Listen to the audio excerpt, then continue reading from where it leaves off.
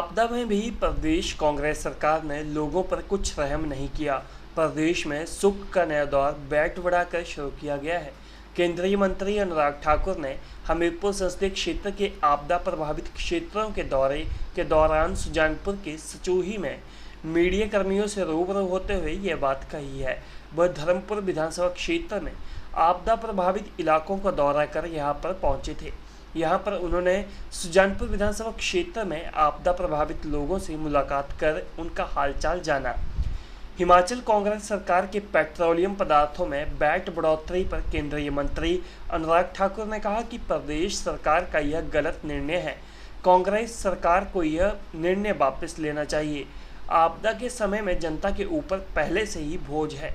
केंद्र सरकार ने एक नहीं बल्कि 2 दफ़ा टैक्स में कमी की है, लेकिन गैर भाजपा शासित प्रदेश सरकारों ने कर लागू करके जनता पर अधिक बोझ डाला है। हिमाचल सरकार भी यह कार्य कर रही है। यह प्रदेश की जनता के साथ अन्याय है। प्रदेश कांग्रेस सरकार ने पहले संस्थानों को डिनोटिफाई किया और फिर कर्मचारियों को बाहर का रास्ता दिखाया। कांग्रेस के सत्ता में आने से प्रदेश में जनता का दुख बढ़ा है। सुख का कोई नया दौर नहीं है। केंद्रीय मंत्री अनुराग ठाकुर ने कहा कि प्रदेश भर में आई आपदा पर प्रदेश सरकार जल्द लोगों को राहत प्रदान करे। केंद्र सरकार की तरफ से 400 करोड़ से अधिक की सहायता हिमाचल को दी गई है।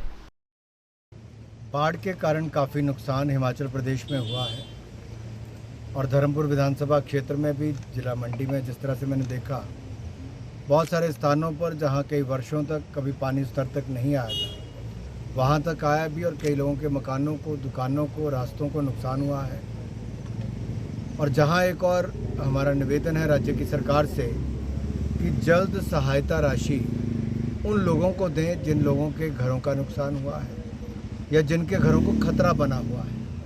बहुत सारे घर ऐसे हैं जहाँ पर ल्हास से ढह गए हैं या फिर ऐसा है कि उनकी रिटेनिंग वॉल है ही नहीं। अब कहीं पे कुछ खतरा होता है तो उनका पूरा का पूरा घर जा सकता है।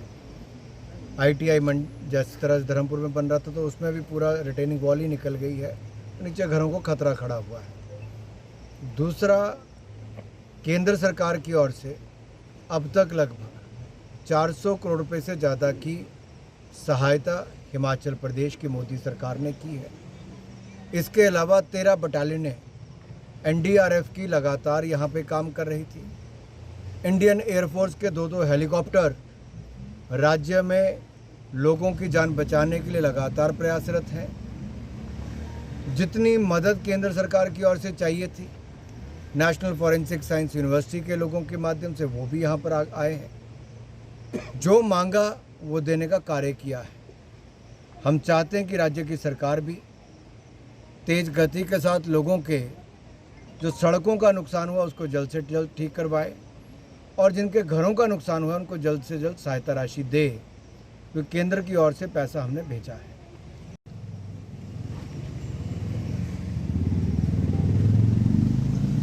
जब आपदा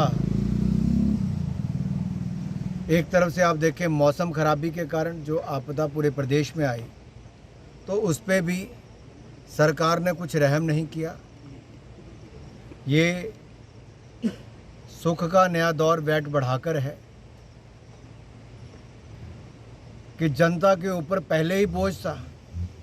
अब 3 रुपये अगर वैट में बढ़ जाते हैं तो उससे और नुकसान होता है।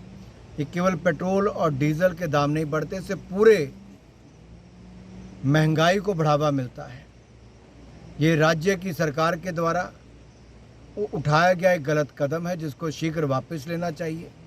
जनता के हित में ये जो वैट में बढ़ोतरी की है इसको वापस लिया जाए और आम जनता पर बोझ ना डाला जाए। एक और तो केंद्र की सरकार ने एक बार नहीं 2 बार टैक्सेस में कमी की कि देश भर के लोगों को राहत मिले, लेकिन जहां गैर भाजपा शासित सरकारें हैं वहां पर लगातार वैट को बढ़ाया गया और आम जनता पर बोझ डाला गया।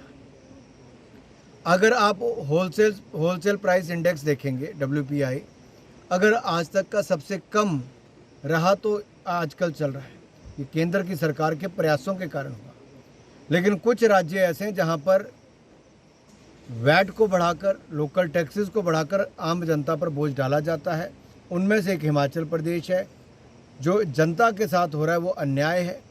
पहले इंस्टीट्यूट्स को बंद किया गया, फिर लोगों को राहत नहीं दी गई। जो कोविड के समय लोग लगे थे, जिनको नौकरियां मिली थी, उनको भी मेडिकल स्टाफ वालों को छुट्टी कर दी गई है। ये सरकार आने से लोगों के दुख बढ़े हैं, सुख का कोई नया दौर नहीं है। सर 2008 में कांग्रेस की सरकार के समय राष्ट्रीय आपदा को लेकर क्या निर्णय हुआ, एक बार जरा उसको पढ़ लेना चाहिए। और मैं इतना ही कहूँगा, हमने मदद हिमाचल की बार बार की है। मोदी जी ने हिमाचल को सदा प्राथमिकता दी है। विकास के प्रोजेक्ट तो दिए ही, लेकिन जब भी मदद की आवश्यकता पड़ी तो सबसे पहले आगे बढ़ चढ़कर मोदी जी की सरकार आई। मोदी जी ने स्वयं मुख्यमंत्री से बात की, हम सब लोगों को भी कहा, हम सब लोग भी फील्ड में हैं और हम सब प्रयास कर रहे हैं कि इसमें आपदा के समय इस संकट से निकालकर हिमाचल को लाया जाए। और जो भी मदद केंद्र सरकार से होगी हम वो कर रहे हैं। सर चंद्रयान 3 एक अपने आप में इतिहास रचेगा, क्योंकि जिस तरह से चंद्रयान 3 को लॉन्च किया गया है, दुनिया के 200 से ज़्यादा देशों में भारत उन गिने चुने 3-4 देशों में नाम आता है जिसने सोलर मिशन को आगे बढ़ाया है। और मैं इसको इतना ही कहूँगा कि चंद्रयान को भेजना लगातार, दूसरा भी हमारा जो चंद्रयान 2 था उसमें भी बहुत हद तक हम सफल रहे थे, लेकिन चंद्रयान 3 से बहुत सारी उम्मीदें हैं।